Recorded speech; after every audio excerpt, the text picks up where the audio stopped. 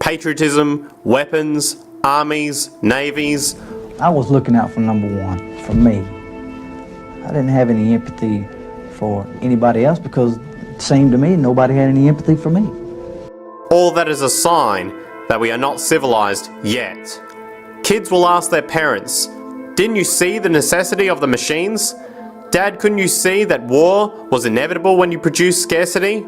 Isn't it obvious?" Of course the kid will understand that you were pinheads, raised merely to serve the established institutions. We're such an abominable, sick society that we won't make the history books.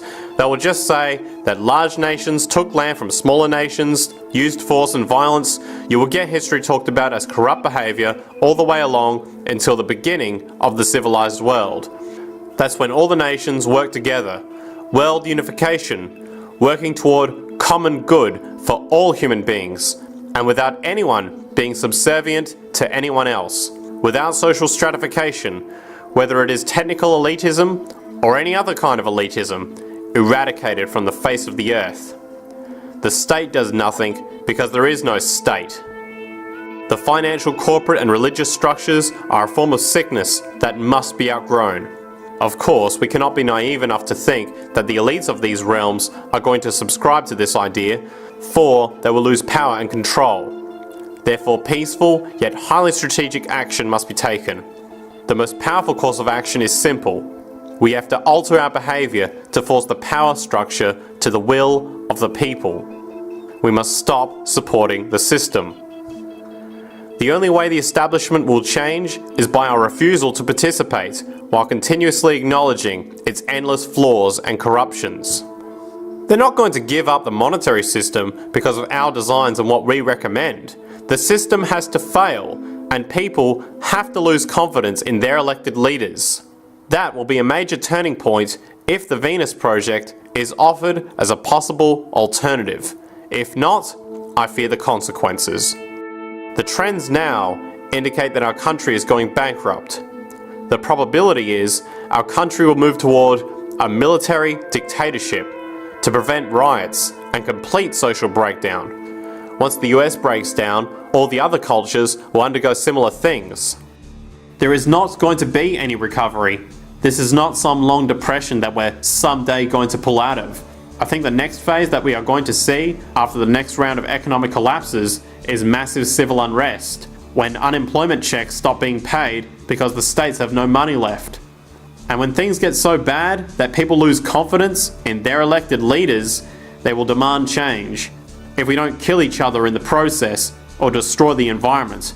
I'm just afraid that we might get to the point of no return, and that bothers me to no end. We do all we can to avoid that condition. It's clear that we're on the verge of a great transition in human life. That what we face now is this fundamental change of the life we've known over the last century. There has to be a link between the economy and the resources of this planet, the resources being all animal and plant life, the health of the oceans and everything else. This is a monetary paradigm that will not let go until it's killed the last human being. The in-group will do all it can to stay in power, and that's what you've got to keep in mind. They'll use the army and navy and lies, or whatever they have to use to keep in power. They're not about to give it up, because they don't know of any other system that will perpetuate their kind. Those who live by numbers can also perish by them, and it is a terrifying thing to have an adding machine write an epitaph.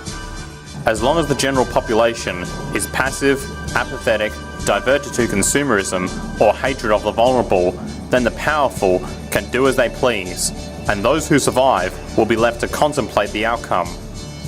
You never change things by fighting the existing reality. To change something, build a new model that makes the existing model obsolete.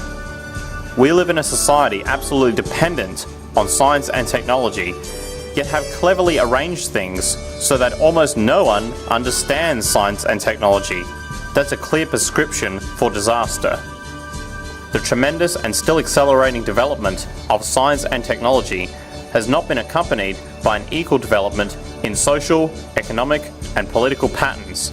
We are now only beginning to explore the potentialities which it offers for developments in our culture outside technology, particularly in the social, political, and economic fields. It is safe to predict that such social inventions as modern-type capitalism, fascism, and communism will be regarded as primitive experiments directed toward the adjustment of modern society to modern technology. Those who love peace must learn to organize as effectively as those who love war.